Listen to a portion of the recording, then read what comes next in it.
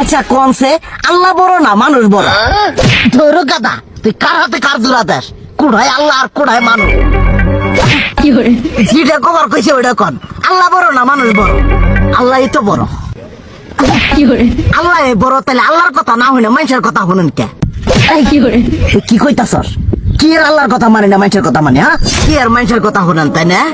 আমনে যে ওই দিনকে ডায়াবেটিসের রোগ নিয়ে যে হাসপাতালে গেলেন, ডাক্তার আপনার কত কিছু খাবার না করলো, সব কিছু না খাই এখন চলতেছেন।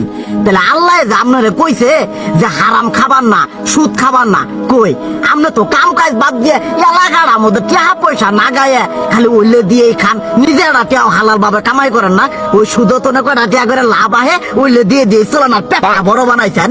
শুনেন একটা কথা কই, হারামের কোনোদিন আরাম নাই। হালাল পথে রুজি রোজগার করেন, প্রয়োজনে এরা বেলা কম খায়েন, তাও শরীর পিণ্ডও ভালো থাকবো, কোনো রোগ বেদও হবো না, আরামও পাবেন, আল্লাহও খুশি থাকবো। তুই আমার এইভাবে বুঝাবি আগে কইলি না কে? আসলে এই বিষয়টা তো আমি কখনো মাথায় এইভাবে নিইনি যে আমাদের কখনো ডাক্তার নিষেধ করলে ঠিকই আমরা নিষেধ মানি, কিন্তু উপর আল্লাহ যে কত কিছু নিষেধ করে দিয়ে সেটা মানি না। আর এই যে হারাম পথে টিয়া পয়সা কামাই করতেছেন, শরীরের মধ্যে দুনিয়া রোগ ব্যাত হয়েছে, দেখা যাইতেছে যা টিয়া হারাম পথে কামাই করতেছেন তার তো বেশি টিয়া মনে করেন জ্বলেই যাইতেছে গা বেশি।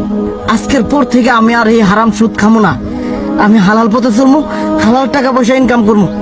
এতে করে যদি একবেলা কমও খাইতে হয় তবুও খামো, তবু আমি আর এই হারাম পথে চলবো না। আচ্ছা ঠিক আছে।